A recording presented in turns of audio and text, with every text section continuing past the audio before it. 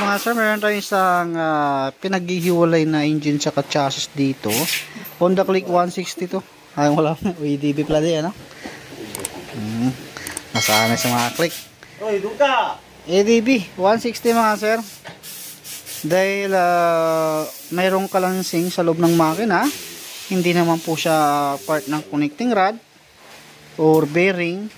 At nung na-check yung valve clearance, ayan, tinukod nila kasi itong unit na to ay yung siya sabi nung may-ari kasi nito ay super stock daw, super stock. Tinabasan daw yung cams, tinapasan yung block. Yun ang pagkasabi ng may-ari. Madaling salita, sa madaling salita ay in-upgrade yung kanyang engine. Kaya ito, titignan natin kung ano bang problema. Yun, na-check na natin to. Nakita namin na may play na yung rocker arm nya, yung sa roller. Ayan, napag-iwalay na natin. Nakita natin yung likod ng ano, ng Orca. Na?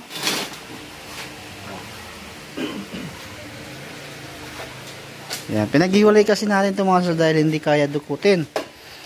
Madudukot mo siya, problema natin, hindi mo siya mahigpitan ng maayos. May posibilidad na sumablay. Kaya yun ang iniiwasan dahil itong motor na to ay mamahalin. Ayaw din namin mag-abono. Ito, tatanggalin natin to pati water pump, pati radiator, tambucho, kahit hindi na yan. Dahil kaya naman tanggalin yan. Or kahit water pump lang. Tapos meron din tayong binabang makina. Sigunyal yan. Ayan, tagal natin rocker arm. Kaya check na may rocker arm nya. Goods naman. Check natin camshaft. Kaya napaka-importante mga son na hindi muna tayo totally na nagpapabili ng pisa. Kasi mahirap na. Tulad dito. Pero chinik ko yung ano niyan ha. Chinik ko yung rocker arm niyan. Dinayan ko yung roller ng rocker arm. Tapos sinalog ko. Laki ng play. Tinanggal na yung ano. Tinanggal na yung compression release.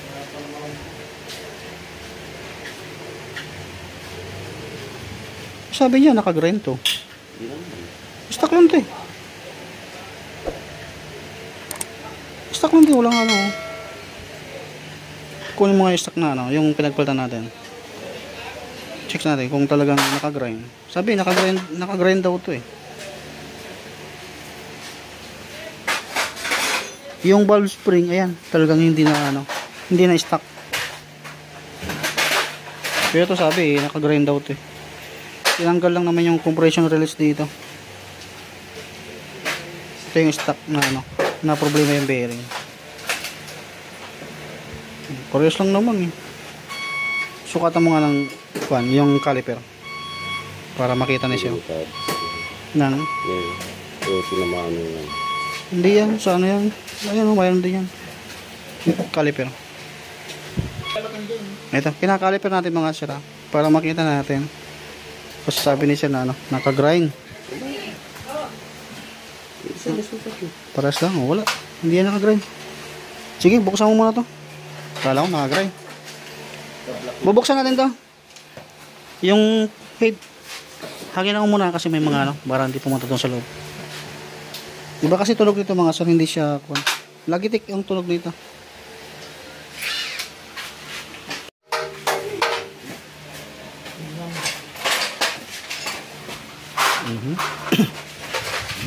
Basag-basa to.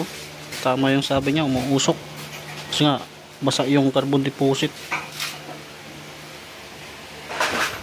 Tingnan natin kung hindi siya overheat. Kung hindi nag-stuck.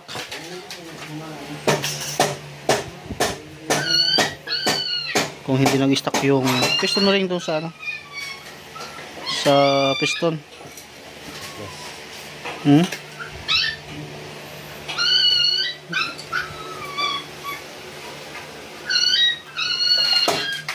Ba ito yung sinasabi ni sir na ano, na binalb packet pero hindi tinapasan. Kasi sabi ni sir ito daw yung tinabasan head eh.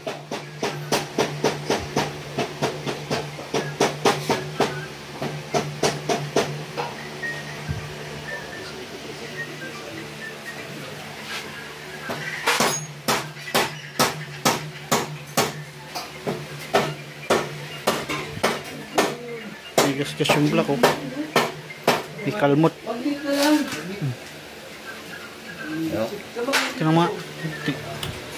Tingnan yung mga piston ring. Tapos check mo yung kuan nito. Valve clearance. Ay yung bagyan yung valvula. Pag yung lagitik kapag ka naka valve spring kasi siya mga sir. Talagang malagitik po yan. Yan. Ito mga sir. Nilinisan na natin. Yan, dito sa kanyang ano mga sir, sa head nya magpapalit tayo dahil yung dalawang valve guide ng exhaust ay may problema, maalog na. Ito yung narinig ni sir na ingay. Pag gantong play, ayan normal po yan, pero yung gantong play, yung parang inalog mo siya ng ganon at meron kayong naalog, yun po yung hindi na siya standard.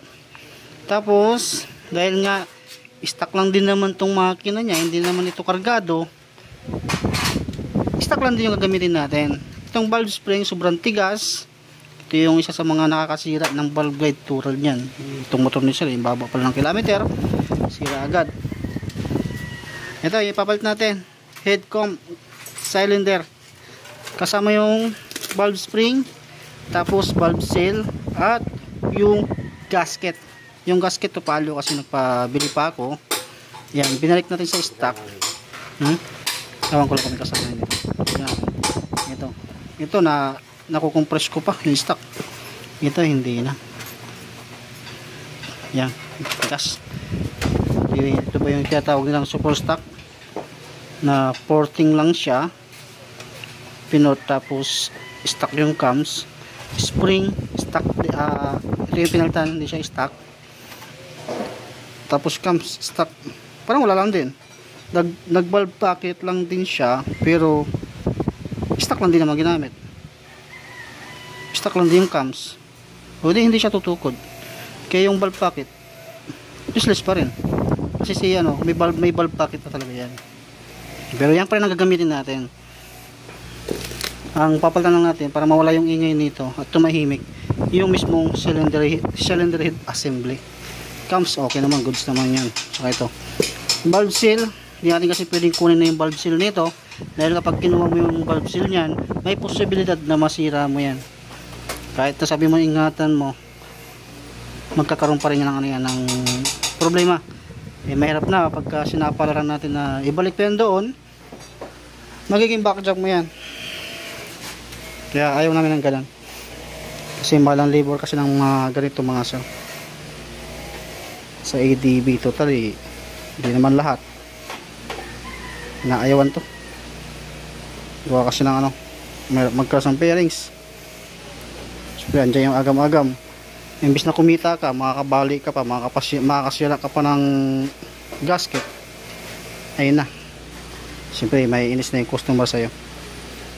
Kaya yung iba inaayawan to. Yung katabi niya mga sir, shame lang problema niyan. Kaso pinunta ko pa yung tropa para bumili ng shame at papunta na yun dito bukas yan. Ayan, nilisa mga nito mga sir. Sa ito, i-grinding po natin din yan kasi yung stock pa rin ang gagamitin natin na valvula. Yan, ito mga sir, yung bago natin cylinder head at ito yung luma nya na mayroon pang spark plug. Tinanggal ko na rin yung stud at tinransfer doon. Yan, bagong bago po yan mga sir. Original po yan kasi hindi naman po ako nagkakabit ng aftermarket kung ako ang bibili. Siyempre bago naman bibili nyan ay pinapaalam ko muna yan sa inyo kung gusto nyo pa yung ganyan. Medyo kunting-kunti lang din naman yung difference dun sa block.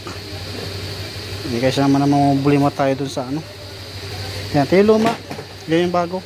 Kaya grinding compound natin para lumapat yung bulb dun sa bago. Kasi galing na yan dun sa dito. Kumbaga nagamit na natin. Dahil okay pa naman yan. Ano natin, grinding compound. Tapos huhugasan. Bulb sir, meron na rin yan.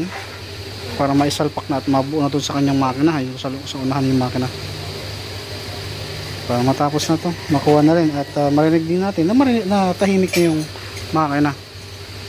Yan, kung mag-upgrade kayo mga sir, siguraduhin nyo yung matibay. Hindi yung mag-upgrade kayo ng makina. Example nito, totally hindi naman na-upgrade to eh. Hindi naman kargado to eh. Ganun lang din, pinalaki lang naman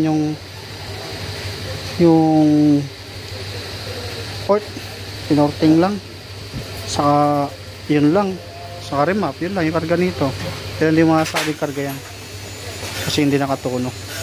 Hindi may masasabing super stock yan dahil hindi naman din binawasan yung cams, stock pa rin. Okay, i-grinding compound muna natin yan. Apat kasi yan, medyo may katagalan ng konti. Ayan, ito na. Bali, ilalagay na natin yung stock na bulb spring. Ayan, stock, back to stock.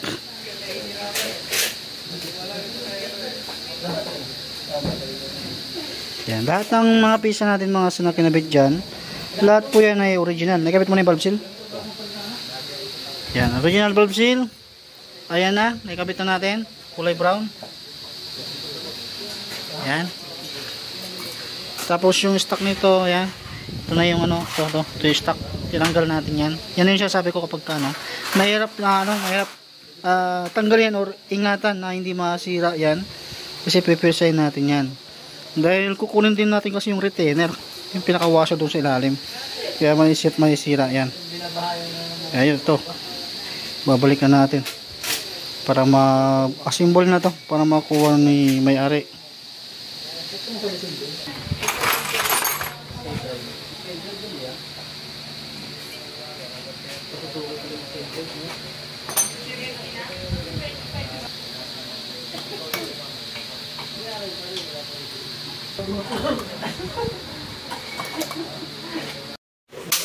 Okay, bali nabuo na natin yung kanyang cylinder head.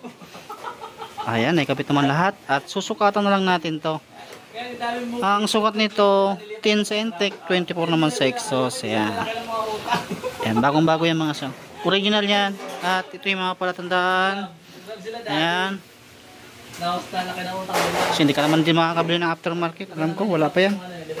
Siguro pag tumagal-tagal, meron na yan. Ito yung pinagpalitan natin. Yung tensioner, pinalitan puno yan.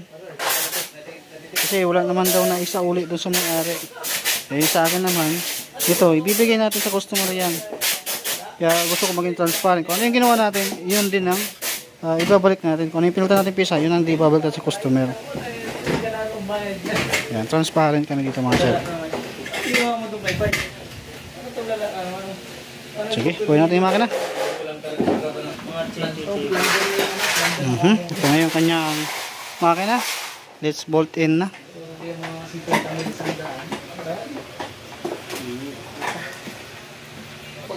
Yan, ito mga yung piston niya mga sir. Yan, ilalagyan na natin yan. Sa kanya pa rin yan. Kinabahan nga ako, baka nabasag yung practice. Sinilit ko agad eh. Sayang nga ka. Iwan ko na sa batay ko yan. Kung nagtagas yan. Okay, nakabit na yung piston. Ito na yung block niya. Siyempre, apply nyo ng langis yan mga sir para hindi basadong magasgasan yung block natin.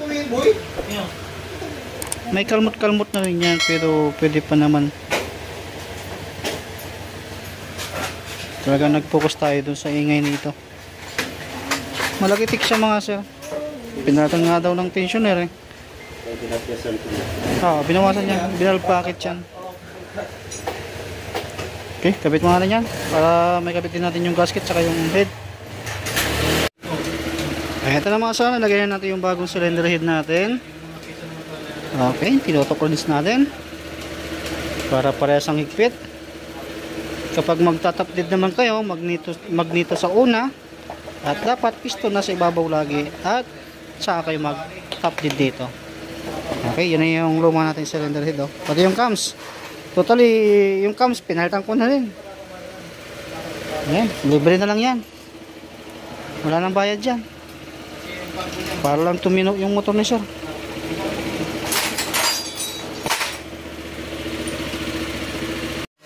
Okay, natapos na rin yung engine. Isasalpak na natin sa kanyang ayan, chassis mga sir, para mapandar natin kung tahimik na ba to. Angat mo muna ito.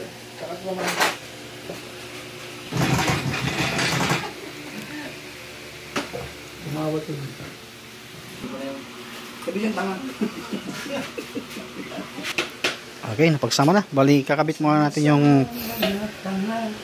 mga sensor. Ayan. Passport natin para hindi na humaba yung video natin kasi may katagalan nito sa pagkabit.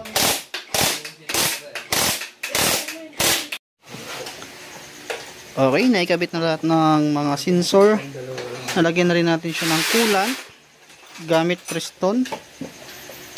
At ito, kinakabit muna natin yung airbox bago natin siya paandarin. At ito na may hindi naman natapon yung langis nito mga sir. Kasi top overhaul lang naman yung ginawa natin. Pinaghiwalay lang natin siya dahil hindi kayang dukutin.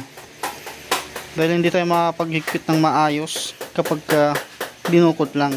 Totally, kaya naman dukutin. Kaso nga lang, kaya ko naman na magbaback job. Gawa kasi ng itong motor na ito, mamahalin. Eh, doon tayo sa paghihiwalay na lang natin yung makina sa chassis. Di baling mahirap ang magkalas, wag ka lang magkakaaberya sa makina. Sisiw. Sisiw daw, may kapulong. Basta mayroon kayong gano'n, no? Yan. Yung lifter na yan. Kung mayroon kayo yan, kahit na mag-isa ka lang dito, PDB, kaya mo yan. Kaya lang naman sa Shopee yan mga sir, 1.5. Okay, balik natin para marinig nyo na yung tunog nito. Alam nyo naman siguro yung tunog ng lagitik sa valve, nakala mo ay valvula. Kaya unang kuwan namin nito, tinukod na yung valve clearance. Tinukod na siya para mawala yung kunting lagitik kasi kapag may tama yung valve guide mo mga sir, umuusok yung motor. Tapos ayun nga, malagitik siya. Yung camshaft, pinalitan ko na rin kahit alam kong same lang sila. Dahil yung stock kasi niya mga sir ay tinanggalan siya ng compression release. Kumbaga, hirap na yung pag tinanggal mo kasi yung compression release, hirap na si stator. Kaya mayroon naman akong camshaft, yun na lang yung binigay natin dyan. Halaga nung camshaft na yun mga sir ay nagkakalaga siya ng 3.2 to 3.7 kasi hindi pare-price yung presyo nila. Kaya ito, balik mo natin air cleaner para walang tunog singaw kapag pinandar natin. Tapos na yun sa airbox. Okay, testing naman natin paandarin.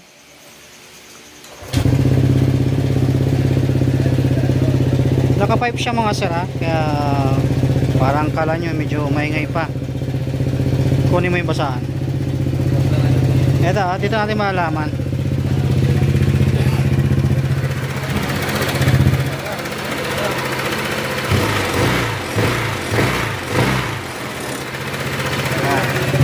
Tahimik na siya.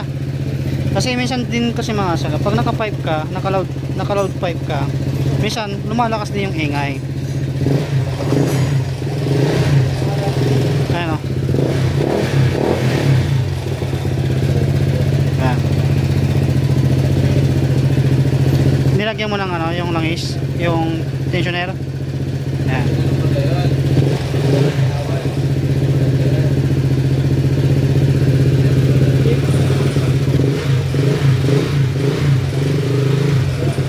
Mas malakas yung ingay nito mga sir nung pumunta to.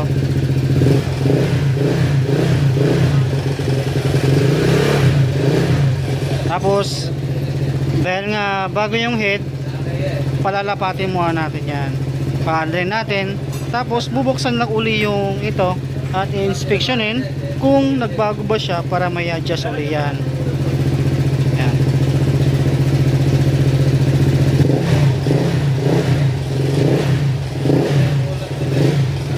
kilometer nito 37, oh. Sobrang magulat. Minsan din kasi yung mga flaring siya naman papaingay. Galit ka ba doon? Oo, kanina pa. Galit ah. Okay, nakabit na natin yung kanyang fairings. Goods na. Tapan rin natin. Yan, binabalik muna ito.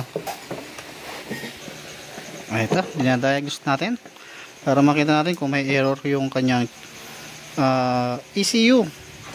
Siyempre, i-release natin na na dapat walang problema. Okay, wala naman siyang error.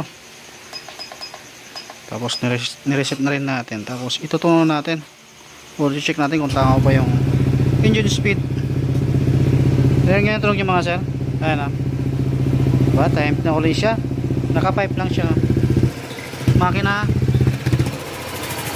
Ayan, suwabing na ulit ito mga sir. Kaya wag kayo basta-basta nagpapakalkal dahil napakamahal ang pisa. Simple lang yung ginawa natin dito pero gumastos siya ng 8.3 dahil nagpalit tayo ng cylinder head.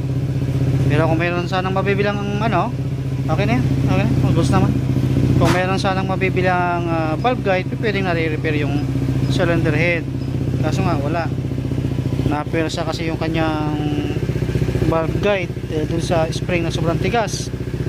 Tapos yung cams, pinalitan ko na rin ng cams dahil wala kasi yung compression release para hindi hirap yung stator sa pag-start. Kasi kapag walang compression release, matigas na ikutin ng stator yung sigunyal o yung makina sa pag-start. Meron naman akong mga naitatago na may compression release at alam ko naman goods naman yun, ibigay ko na lang. Ayan, tahimik makina, pipe lang yung naririnig natin. Okay, ganito na yung video natin mga sir. 37,544 yung kanyang kilometer. Yan, pa-subscribe na rin mga sir. Tapos follow nyo rin kami sa aming Facebook page, GMK Motovlog. Saka sa GMK Garage ay iisa lang po yan mga sir. Dating GMK sa Facebook kaso na-hack, kaya gumawa akong panibago.